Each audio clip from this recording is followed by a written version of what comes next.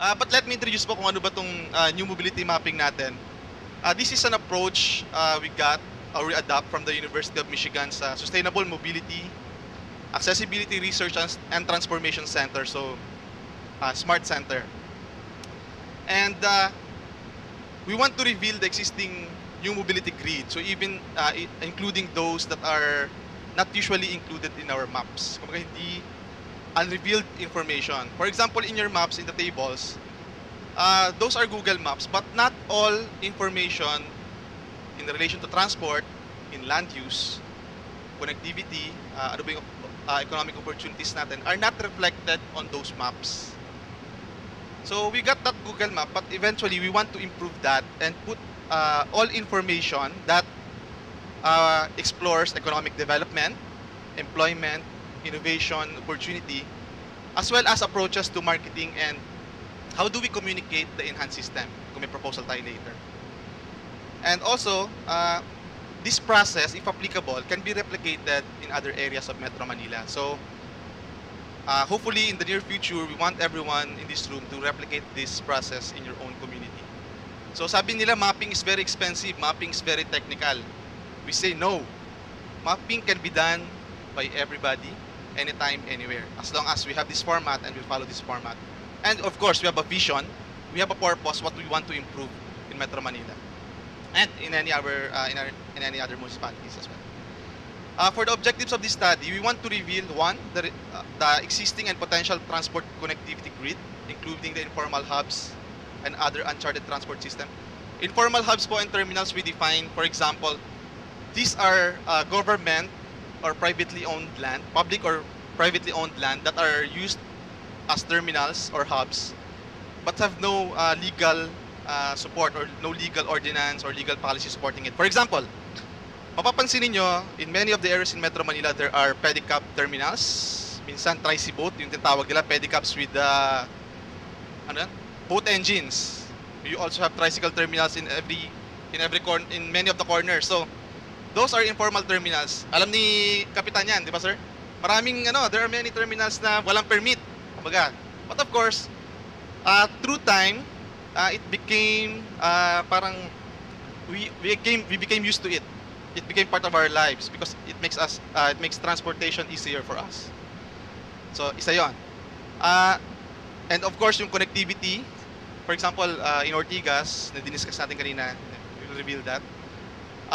Of course, we want to provide stakeholders an opportunity to work together. Kung mapapansin po ninyo, that's why we ask every participant as much as possible.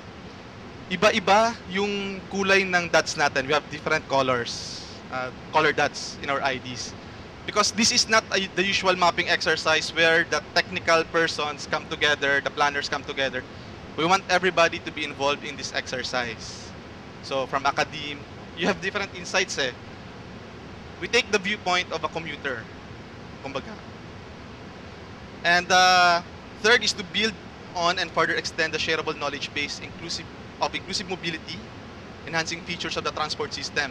So sabi po nila, ng isang sustainable transportation, ang gauge dapat niya, it should be inclusive. So ibig sabihin, if you have a person with disability, he can commute.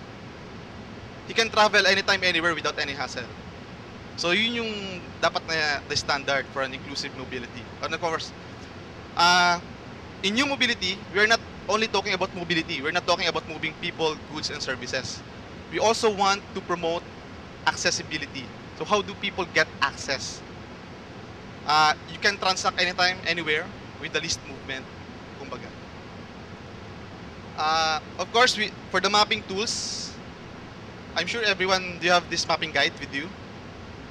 Ito lang po ang kailangan natin. Of course, the mapping tools are there. We have the maps, we have colored markers, we have sticker dots. Yung tracing paper po, we decided not to use tracing paper, but we want participants to write directly on the maps. Huwag po kayo mag-alala, washable po yung washable pa yung marker. Of course, we have post-it notes, so if you have notes mamaya, pag-identify natin, of course, masking tape, scissors, etc. Now, each of us, yung less tangible resources natin, we have at our own disposal. Ano yung meron tayo for each participants? Meron tayong diverse groups. we have diverse colleagues in our groups coming from different stakeholders. Lahat tayo, we have knowledge of some of the transport features of the selected focus map segment. Alam natin, for example, alam natin kung saan yung walkable. We know where the MRT stations are, we know the tricycle stands are, we know the GT Express are, etc.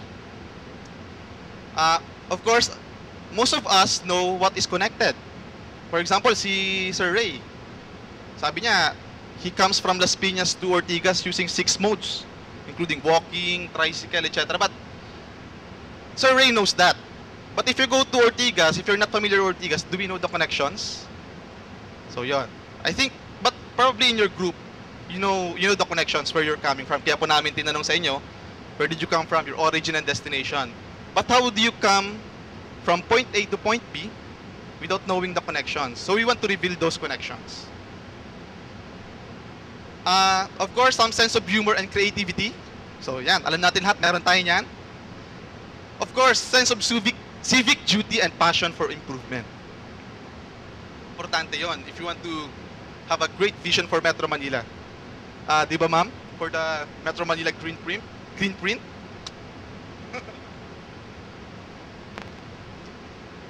Okay, finding your group as you find new mobility. Naka-group na tayo and we have multi-stakeholders among us. Getting started, in each group, please identify one, or some of you may want to volunteer to be the note taker. So this, the process, we should have a very good documentation of the process so that we can pass it to everyone, and so that everybody can replicate in the near future. So para may guide tayo, and we can take note of the features that we have identified. Also, in your group, please identify a volunteer to report back later in our plenary, to report a summary of your discussion. And third is to identify a group chair or facilitator among your group. And during the discussion, before I proceed to the workshop task, each participant in your group should be assigned with a specific number code para we can track what are the discussions are. For example, si Sir Pahe, he is number 1 participant, so his number code is 1 to 10. Si Sir naman is from 11 to 20, so that when Sir put a sticker dot on the map, he will put, for example, number 1.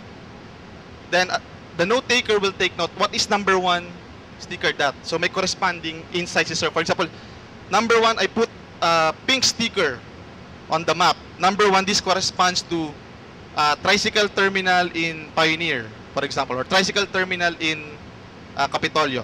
Then the note taker will note that. Para lang po guided tayo. So 1, 2, 3, and then 1 to 10, 11 to 20, 31 to 40, 21 to 30, 31 to 40. Para which of us can track what is everybody suggesting or what is everybody's insights are. And then, now let's proceed to the workshop task. We will not throw all the questions, but we want to go this one by one. But we will have, for each question, we'll have a time limit of 20 minutes. So we should have a very good discussion on this. For the workshop 1, reveal your new mobility grid. So using your focus map, use blue dot stickers. This one, use blue dot stickers